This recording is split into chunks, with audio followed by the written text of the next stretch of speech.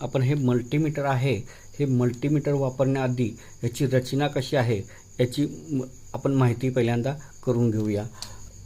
तर हा जो आपल्याला सेक्शन दिसतो आहे, तर ह्या सेक्शनमध्ये आपण DC व्होल्टेज, दुसऱ्या सेक्शनमध्ये आहे हे इलेक्ट्रॉनिक्स रेजिस्टन्स, वायरची कंटिन्युटी व डायोड या ठिकाणी मोजू शकतो। साइन वेव्ह व स्क्वेअर वेव्ह या ठिकाणी ह्या सेक्शनमध्ये आपण मोजू शकतो। या ठिकाणी आपण इलेक्ट्रॉनिक्स ट्रान्झिस्टर्स ह्याच्यामध्ये मोजू शकतो।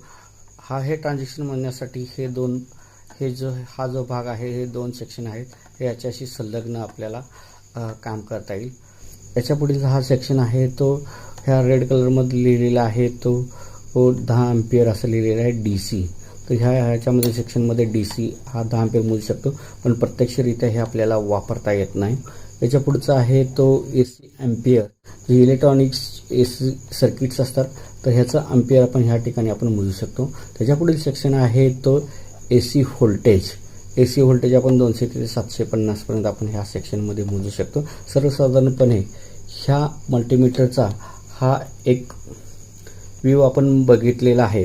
हे मल्टीमीटर वापरण्यासाठी आपल्याला वायरची गरज बसते। ह्या वायर्सना आपण प्रॉब्स असे म्हणतो। हे प्रॉब्स आपण कसे लावायचे आहेत हे सर्वप्रथम सगळ्यात महत्त्वाचं याची माहिती असणे आपल्याला आवश्यक आहे। हा जो ब्लॅक आहे हा कॉमन आहे, तर आपण पाहत आहोत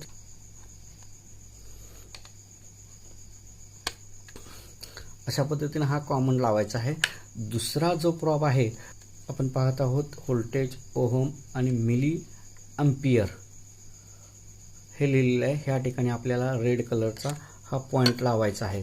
जे हे लिहिलेलं आहे हे एवढ्याच गोष्टी आपल्याला ह्या ठिकाणी मोजता येतील लिहिलेलं आहे। तर चला मित्रांनो, आपण लाल पिन या ठिकाणी लावूया।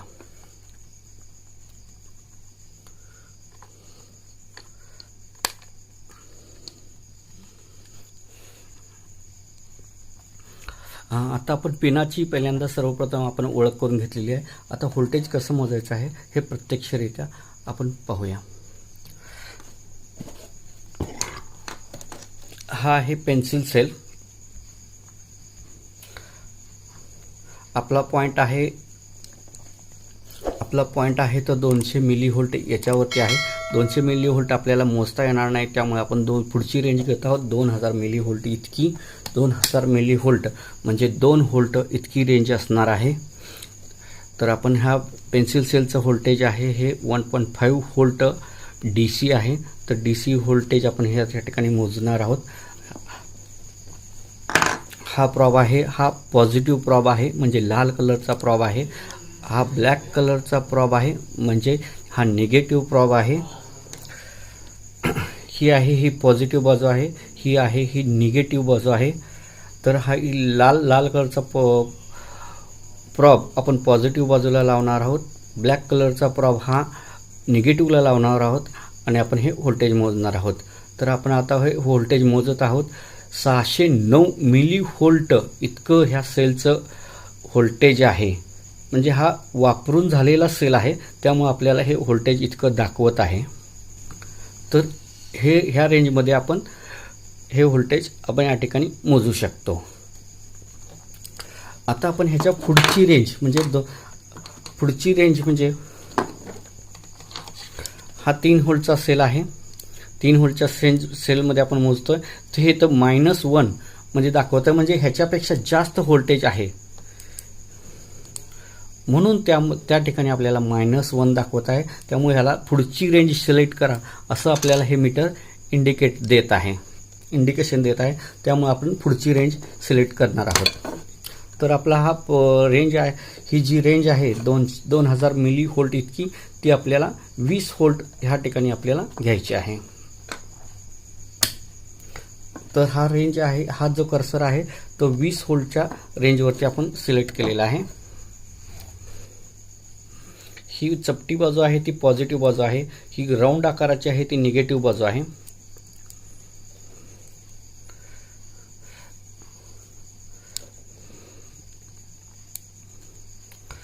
अ 3.07 इतकं व्होल्टेज आहे, त्यामुळे हा सेल चांगला आहे। त्यामुळे ह्याचं व्होल्टेज आणि स्थिर राहतं। सगळ्यात व्होल्टेज आहे हे स्थिर राहतं, त्यामुळे हा सेल नवीनच आहे, त्यामुळे हा चांगला आहे. त्यामुळे आपण हा 20च्या रेंजमध्ये आपण हा सेल मोजलेला आहे. ही आहे एक आपल्याकडे लिथियम बॅटरी आहे. 3.7 इतकं व्होल्टेज आहे याचं. 4.13 इतकं आपल्याला हे व्होल्टेज दाखवत आहे, म्हणजे ओपन व्होल्टेज आहे हे. आपल्याला लोडमध्ये 3.7 इतकं आपल्याला हे व्होल्टेज आपल्याला दाखवू शकतं. पुढील बॅटरी आहे ही बॅटरी आहे ही एव्हरीडे कंपनीची बॅटरी आहे. 9 व्होल्ट इतकं ह्याचं स्टँडर्ड आहे. तर आपण ह्याचं व्होल्टेज आपण मोजूया. ही बाजू आहे ही निगेटिव्ह बाजू आहे. ही जी मोठी बाजू असते ती निगेटिव्ह असते, छोटी असते ती ही पॉझिटिव्ह असते. तर बघितलं तर 9.14 इतकं व्होल्टेज ह्या बॅटरीचं येतं, त्यामुळे ही सुद्धा बॅटरी चांगली आहे. ही लाल बाजू आहे ही पॉझिटिव्ह बाजू आहे, ही ब्लॅक दिसते ती ही निगेटिव्ह बाजू आहे. तर ह्याचं सुद्धा आपण व्होल्टेज मोजूया. 6 व्होल्टची बॅटरी आहे ही, 6.4 चलची आहे. तर 6.41 इतकं व्होल्टेज येतं, म्हणजे ही बॅटरी नवीनच आहे आणि ही चांगल्या सुस्थितीमधली आहे. व्होल्टेज हे बरोबर आहे. तर आपण ह्या 20च्या रेंजमध्ये आपण हे व्होल्टेज मोजलेलं आहे. सेम तसंच आपण 200च्या रेंजमध्ये आपल्याला हे व्होल्टेज मोजायचं आहे. तर हा कर्सर ॲरोचा कर्सर आपल्याला 200 वरती न्यायचा आहे.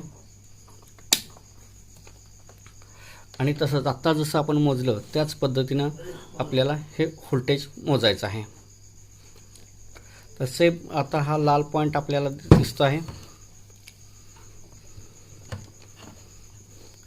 तर लाल पॉईंट पॉझिटिव्हला जोडतोय, ब्लॅकवाला आहे तो निगेटिव्हला जोडतोय. तर 6.4 इतकंच व्होल्टेज सेम येत आहे.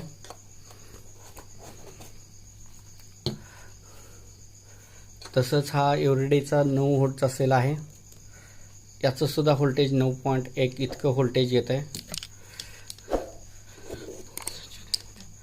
आपण मोजतो आहोत ही आता 200 व्होल्टच्या रेंजमध्ये आपण हे व्होल्टेज मोजतो आहोत.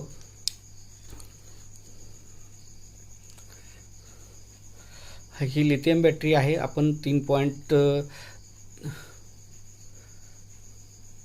3.7चे व्होल्टेज ची रेंज आहे. आपल्याला 4.1ची रेंज आपल्याला व्होल्टेज दाखवेल. हे ओपन व्होल्टेज आहे. सेम तसंच आपल्याला हे सुद्धा आपल्याला 3.1 व्होल्टेज दाखवत आहे याच्यामध्ये. सेम असंच ह्या पद्धतीनं आपल्याला ही व्होल्टेजची रेंज आपल्याला ह्या माध्यमातून मोजता येते. ह्यापुढील जी रेंज आहे तर सर्वसाधारणपणे आपण हे 1000 व्होल्टेज हे आपण कोणत्या ठिकाणी मोजू शकतो. आत्ता नवीनच आलेली सोलर सिस्टमचे जे व्होल्टेज आहे जे 415 पासून ते 669 व्होल्टेज हे DC व्होल्टेज सोलर पॅनेलमधून ग्रीड सिस्टीममधून जे बाहेर पडतं तर ते इन्व्हर्टर किंवा UPSच्या माध्यमातून ते DCचं AC मध्ये कन्वर्ट केलं जातं. तर त्या ठिकाणी आपण हे 1000 व्होल्टेज आपण ह्या मीटरच्या साहाय्याने मोजू शकतो. या ठिकाणी आपण हे DC रेजिस्टन्स आपण ह्या ठिकाणी मोजू शकतो. ही जी पहिली जी रेंज आहे ती 200 ओहम इतकी आहे. या 200 ओहमपर्यंत आपण ह्या रेंजमध्ये आपण रेजिस्टन्स मोजू शकतो. तर हा कर्सर आपण व्यवस्थित पहिल्यांदा आपण 200 ओहमच्या रेंजमध्ये घेतलेला आहे. तर हा आपण एक रेजिस्टन्स पाहत आहे 4E7 5 वॅट आहे. तर ह्याची रेंज आहे ती 4 ते 7 ओहम इतकी आहे आणि 5 वॅटचा हा रेजिस्टन्स आहे. आपला हे प्रॉप आपण कोणीकडेही लावू शकतो. तर 4 ते 7च्या या रेंजमध्ये आहे. याचा अर्थ हा 6 ओहमचा रेजिस्टन्स आहे. पुढचा रेजिस्टन्स आहे तर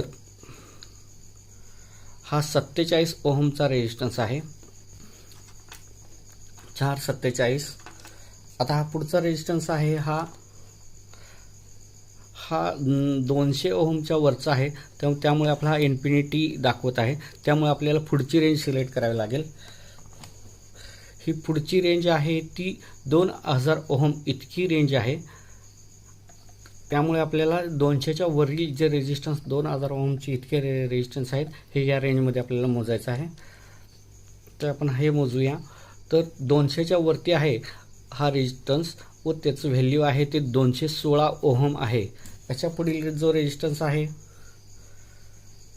तो 481 ओहम. ह्या रेंजमध्ये आपण रेजिस्टन्स कसं मोजायचं आहे हे बघितलेलं आहे. ह्याच्या जी पुढची जी रेंज आहे ही कंटिन्युटी आणि डायोड हे कसं मोजायचं आहे हे ह्या रेंजमध्ये आपण शिकूया. कर्सर मी डायोड आणि कंटिन्युटीच्या रेंजमध्ये घेत आहे.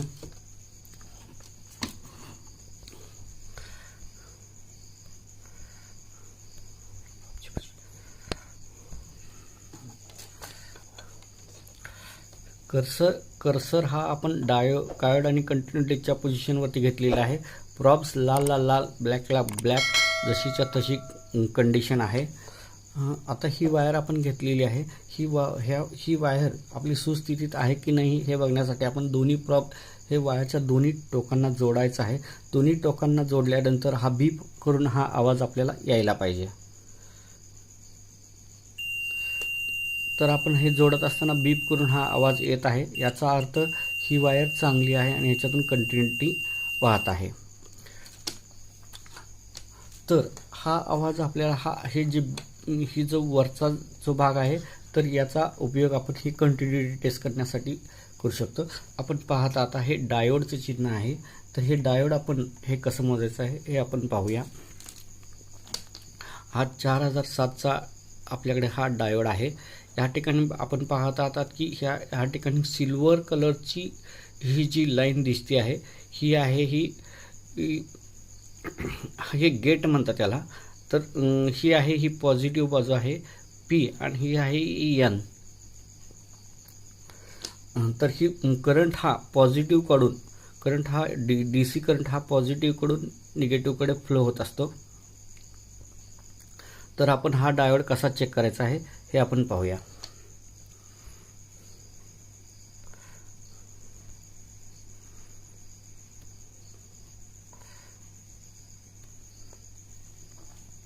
तर आपल्याला हा डायोड चेक करत असताना पॉझिटिव्हची बाजू ह्या बाजूला लावायची आहे आणि निगेटिव्हची बाजू ह्या बाजूला लावायची आहे पुढच्या बाजूला.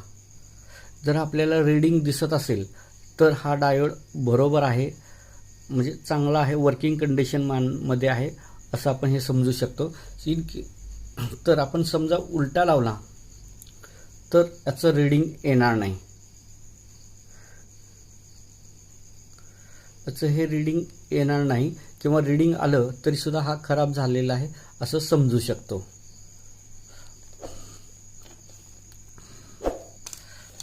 तसेच हा एक LED डायोड आहे. डायरेक्टली पॉझिटिव्ह आणि निगेटिव्हला आपल्याला जोडायचा आहे. कलरमध्ये लाल कलरचा आपल्याला लाईट दिसत असेल तर हा डायोड बरोबर आहे हे आपल्याला समजतं. जर आपण उलटा धरला तर हा लाईट लागणार नाही. बघा मी हे उलटं धरलेलं आहे, positive to negative, negative to positive, त्यामुळे हा लाईट लागणार नाही. तर ह्या पद्धतीनं आपण कंटिन्युटी व डायोड ह्या चेक करू शकतो.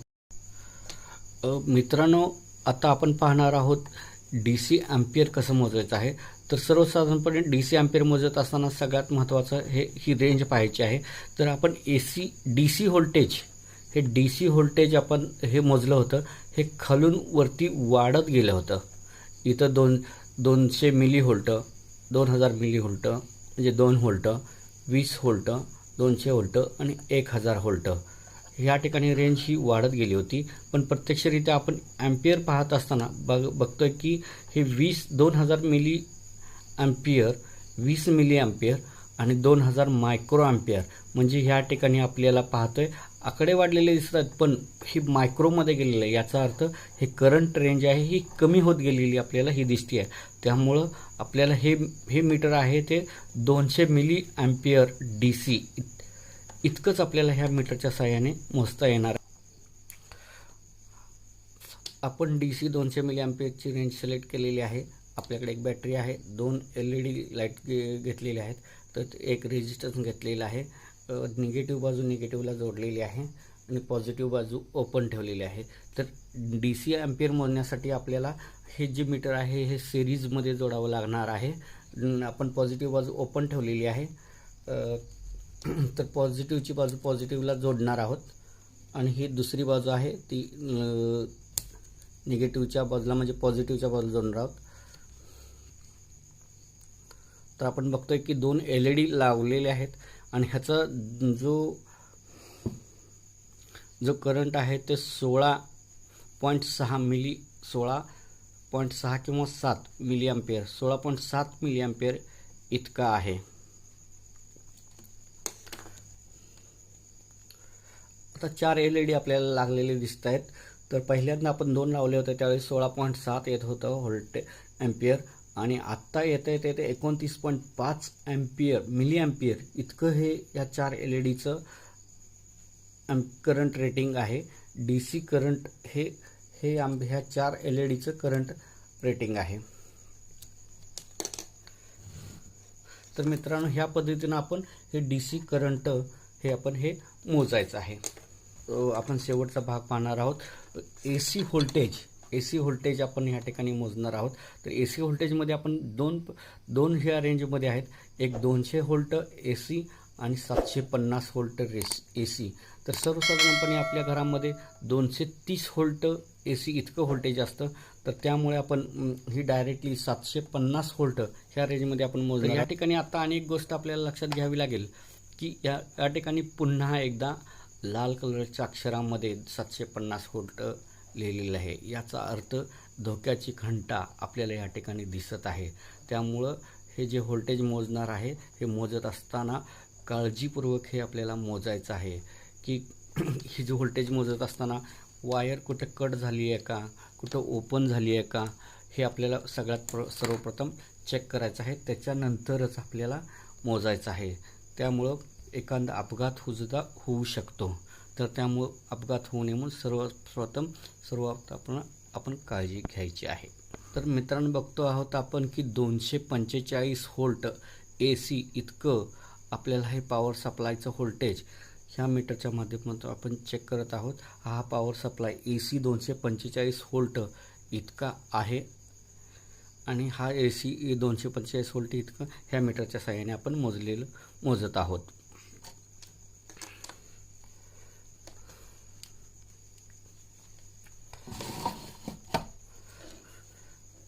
तर ह्या व्हिडिओच्या माध्यमातून आता आपण पाहिलेलं आहे की DC voltage, resistance, continuity, transistor, DC ampere आणि AC व्होल्टेज हे कसं मोजायचं आहे हे आपण ह्या व्हिडिओच्या माध्यमातून बघितलेलं आहे. हा व्हिडिओ आपल्याला कसा वाटला अभिप्राय कॉमेंटमध्ये नक्की कळवा. याच्यापेक्षा आणखी काही तुम्हाला शंका असतील तर कॉमेंटमध्ये नक्की लिहा. अभिप्राय जास्तीत जास्त आम्ही तुम्हाला द्यायचा प्रयत्न करू. आमचा हा व्हिडिओ आवडल्यास लाईक करा, व्हॉट्सअप व फेसबुकवरती शेअर करा जेणेकरून सर्वांना माहिती मिळेल.